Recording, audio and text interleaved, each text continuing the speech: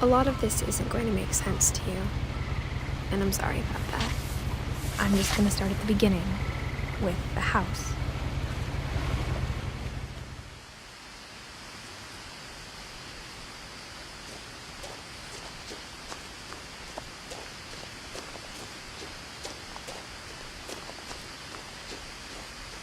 I lived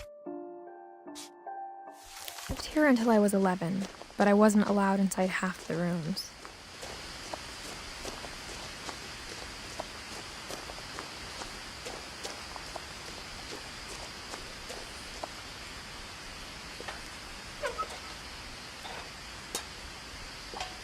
Inside the mailbox were bills from 7 years ago, marked urgent, open immediately.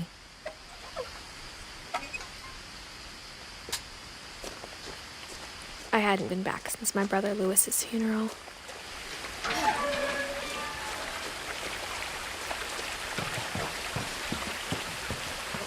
In her will, my mother left me a key, but didn't tell me what it unlocked. Maybe she thought I'd know, or she thought that the mystery would be enough to bring me back.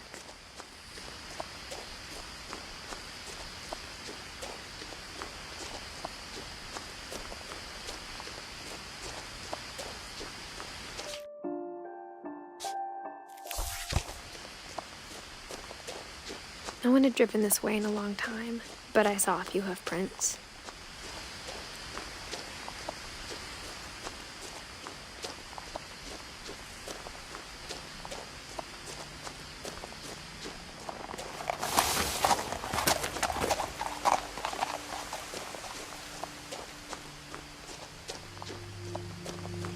The truth is, even after I inherited the house, I never thought I'd come back to it.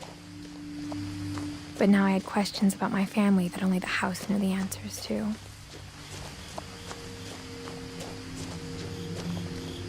The house was exactly like I remembered it, the way I'd been dreaming about it.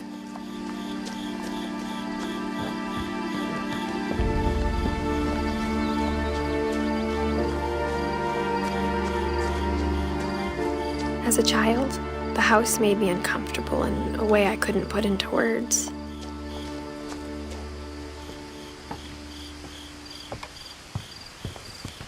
Now, as a 17-year-old, I knew exactly what those words were. I was afraid of the house. I hoped the key might unlock the front door. It didn't. Looking in, I felt like the house itself had been waiting for me.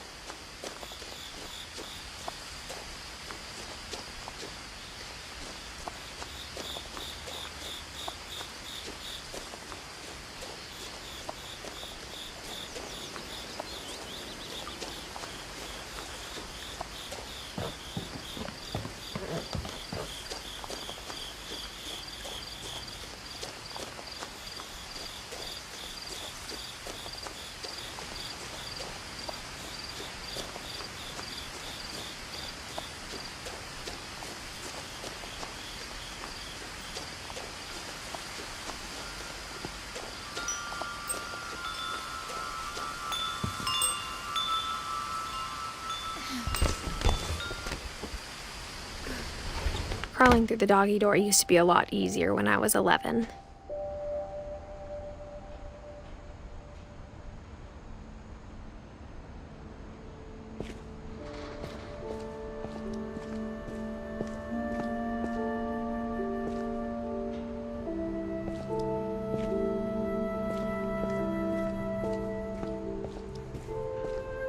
For the first time in years, I felt like I was home.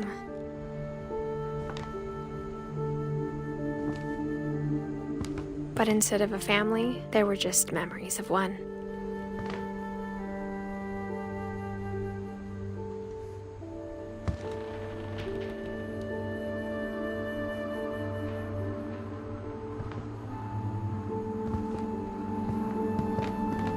Like how only one restaurant would deliver to our house, so we had Chinese a lot. Or how after Louis started working at the cannery, we all got sick of eating salmon. Except our cat, Molly.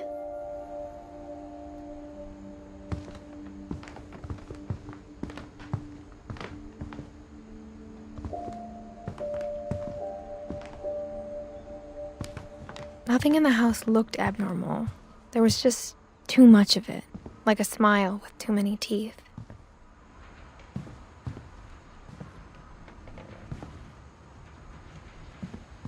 My mom wasn't much of an optimist, but she never stopped believing that my brother Milton was alive.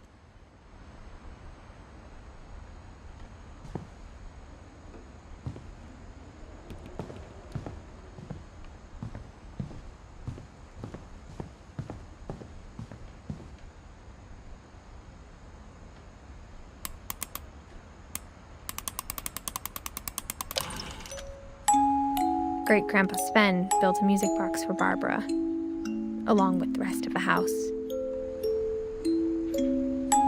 Mom always told me to stay out of the basement, so I wasn't too surprised when the key didn't fit.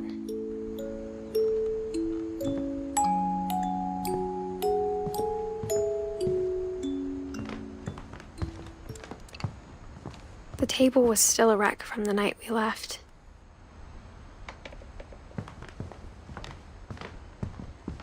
It was like a bomb had gone off, killing everyone but sparing the furniture.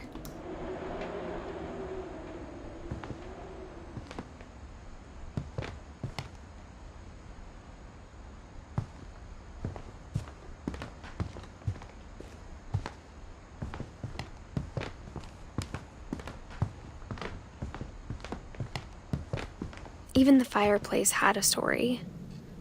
Edie told me the bricks came from the original house, after it sank.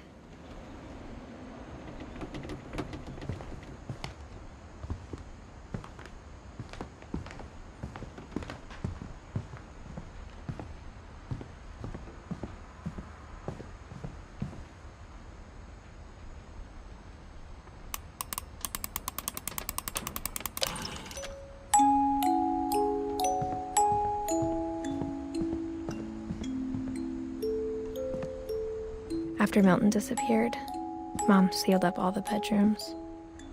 Then Edie retaliated and drilled peepholes.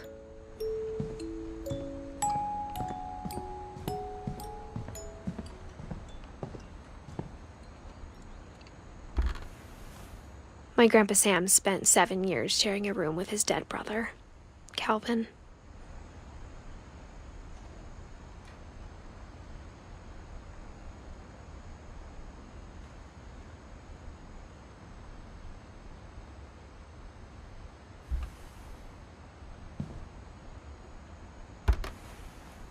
As a kid, I just assumed every house had peepholes and sealed rooms you weren't allowed inside of.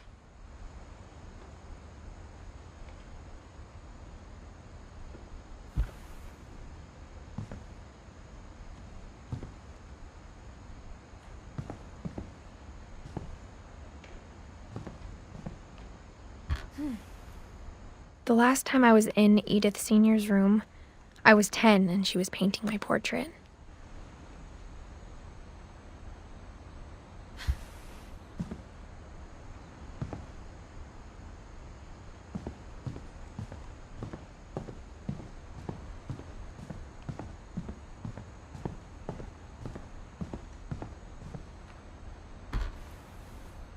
Molly always seemed like a girl I could imagine being friends with, if she hadn't died in 1947.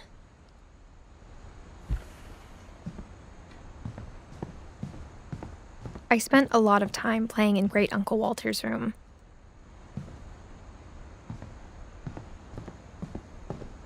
Lewis told me there were secret passages, but I never believed him.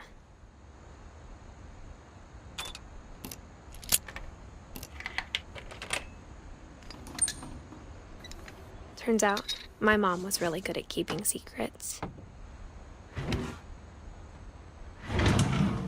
Now it was time to find out what my mom had been afraid of.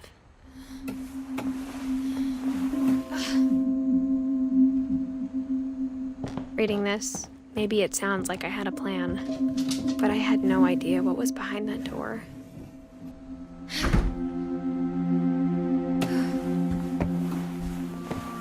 Just like I had no idea where all this was gonna lead.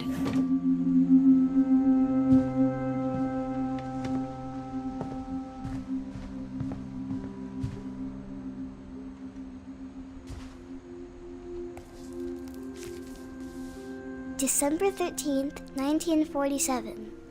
Dear Diary, I'll be gone soon, but I wanted to tell somebody about what's gonna happen. It started when Mom sent me to bed without dinner.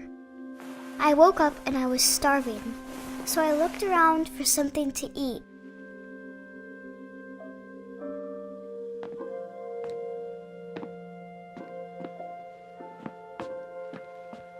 The gerbil food was dry, but I didn't mind it.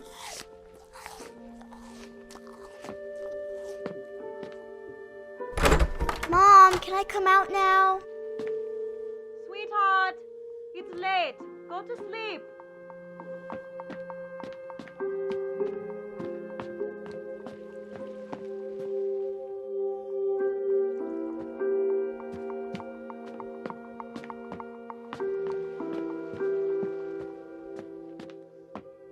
My Halloween candy was all gone.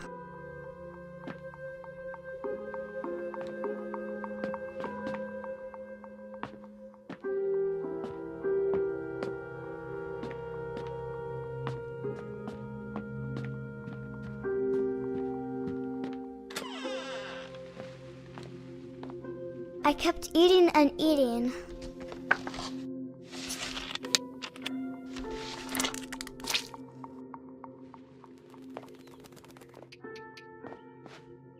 I ate a lot of things that night.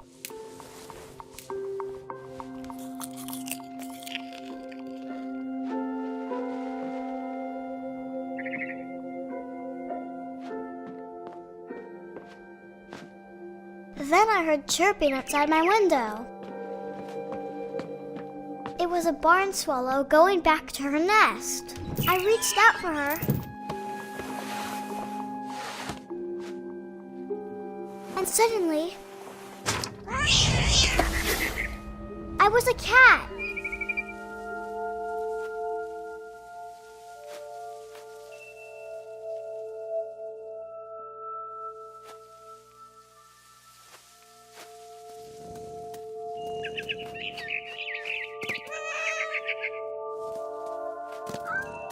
I tried to be quiet, but the bird was really scared.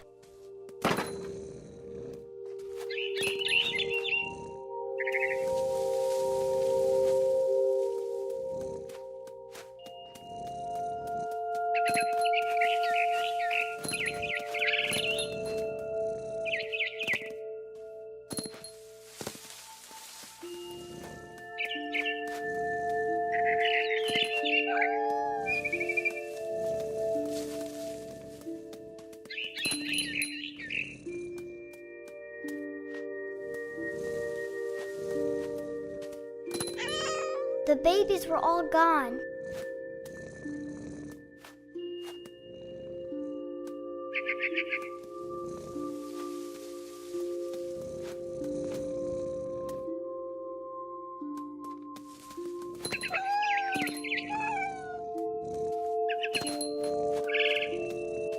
I jumped and I almost got her.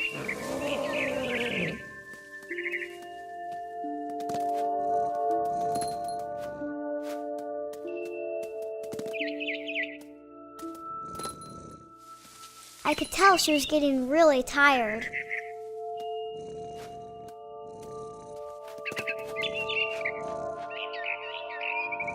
Now I was up in the big tree. I promised Dad I wouldn't climb it anymore. All I cared about was eating. I gobbled her up. And suddenly, I was an owl. First, all I heard was the wind. Then I heard little teeth nibbling in the grass.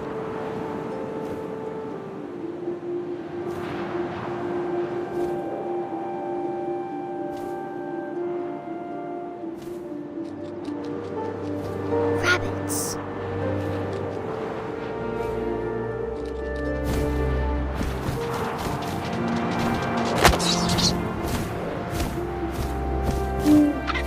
I imagined his face looking up and seeing mine through my talons. I swallowed him up, and I didn't chew one bit. Then I flew off to find something bigger.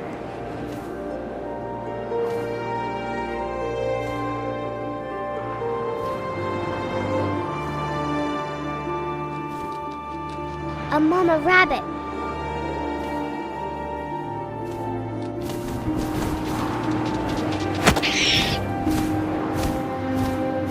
She was almost too big to carry. I started choking, but I couldn't stop eating. And suddenly, I was a shark.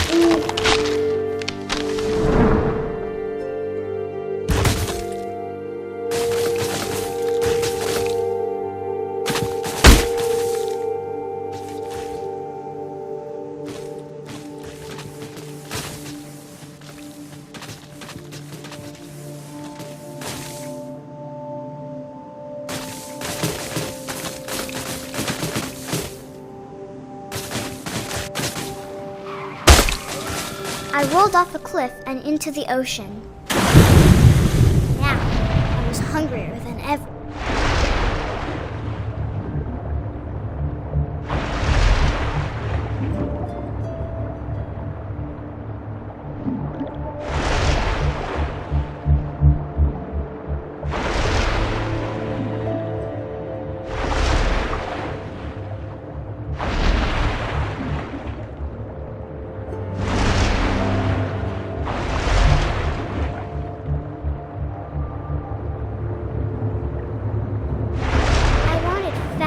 Juicy seals.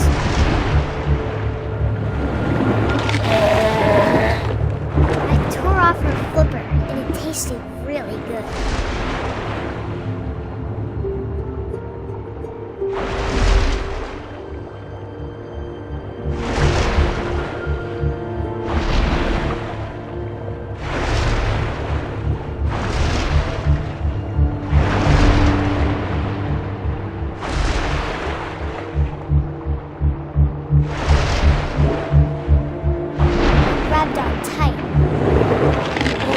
So hungry, I jumped out of the water.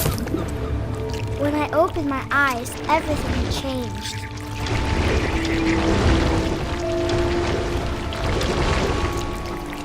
Now I was a monster, and I smelled people everywhere.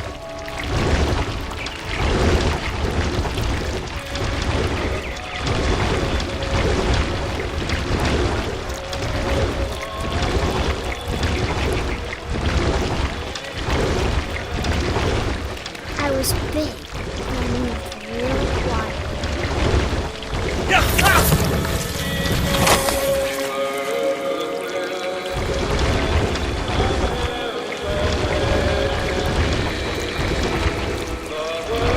I wanted to stop, but also I didn't.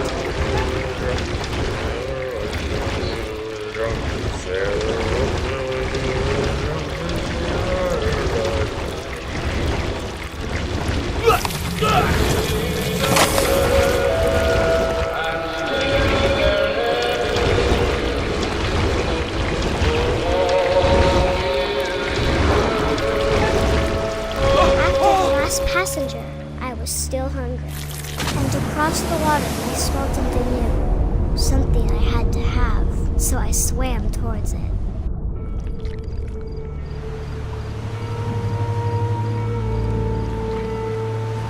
I slithered onto the sand, and the good smell went into an old pipe.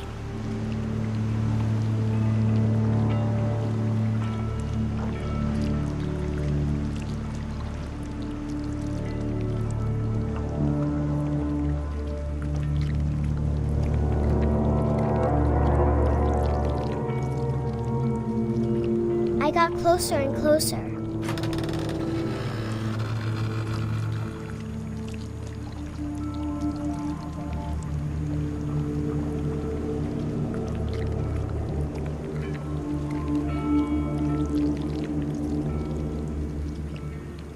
All of my stomach started growling. And suddenly, I was me again. I held my breath for a long time, but I couldn't hear anything. I think it's waiting for me to fall asleep. But it's not going to wait much longer. It needs to feed, and we both know I will be delicious.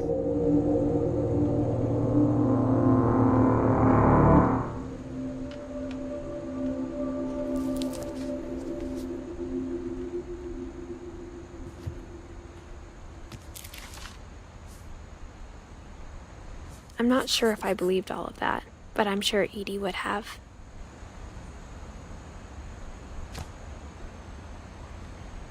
I got the sense Edie had spent a lot of time here, before my mom sealed the doors.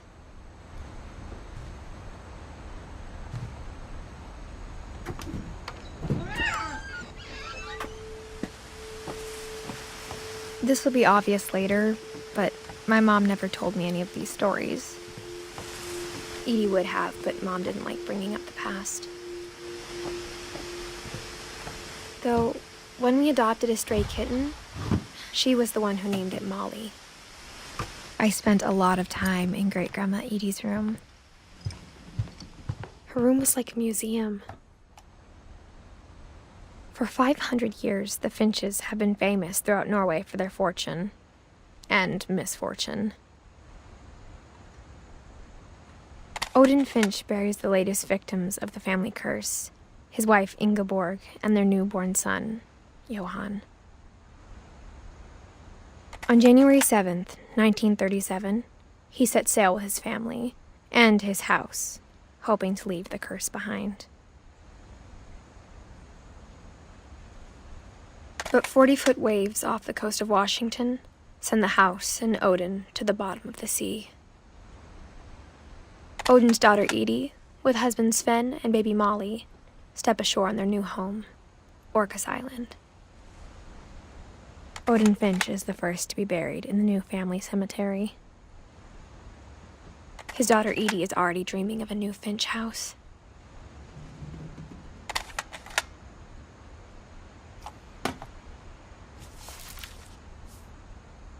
Whatever's wrong with this family, it goes back a long ways.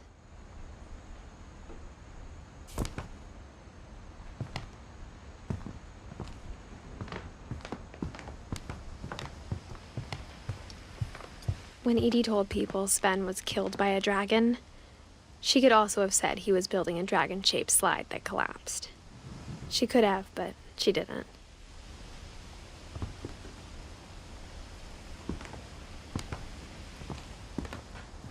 Even in her 90s, sometimes Edie seemed a lot younger than my mother.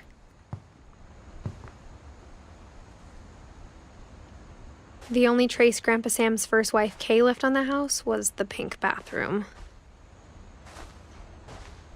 It was a pretty big trace.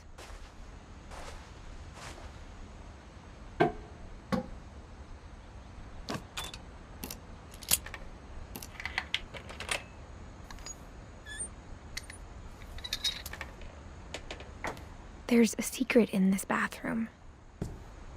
It's in the last place you would look. It isn't in the cupboard. It's hidden in this book.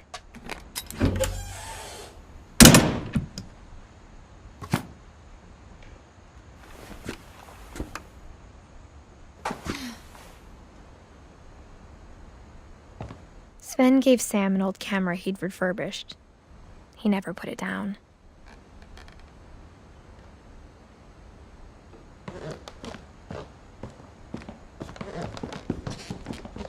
From the paintings on the wall, it was clear my brother Milton had been here before me.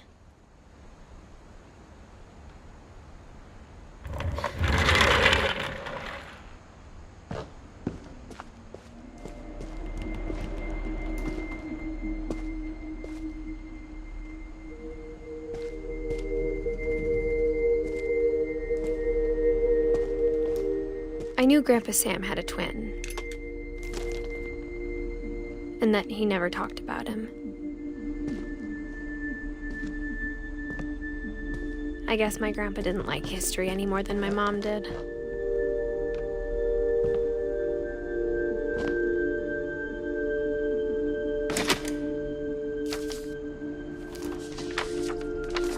How I Want to Remember My Brother by Sam Finch. The thing I remember is that when he made up his mind, that was it.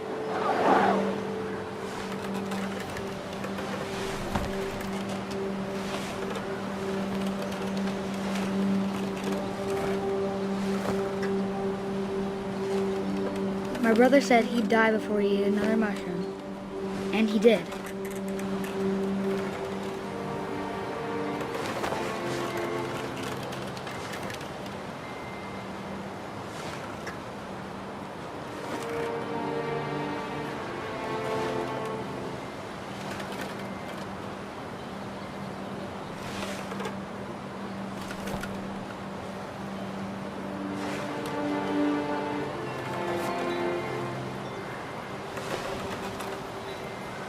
At Barbara's funeral, we swore we'd never be afraid again, and he wasn't. I think Calvin always wanted to fly. Sam! Calvin! Dinner's ready! Coming! But that day, he finally made up his mind to do it. I told him going around was impossible. Maybe if I hadn't said that.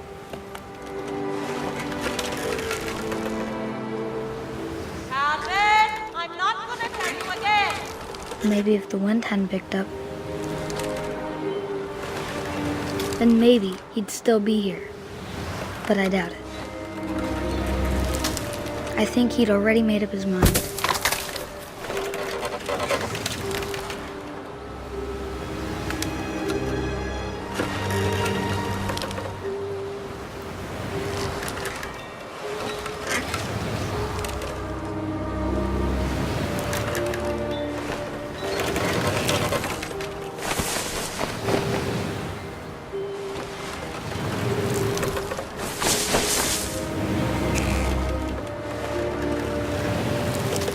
That's what I want to remember about my brother.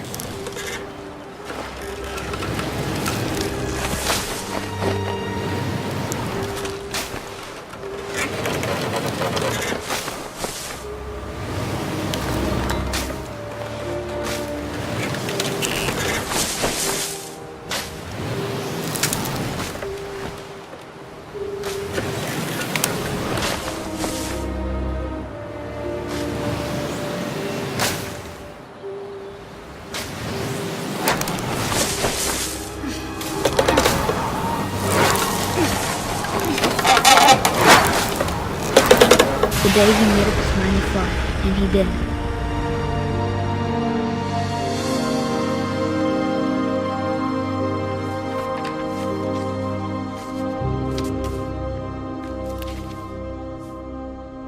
Calvin's story felt strangely familiar. When I was younger, I remember trying to do the exact same thing.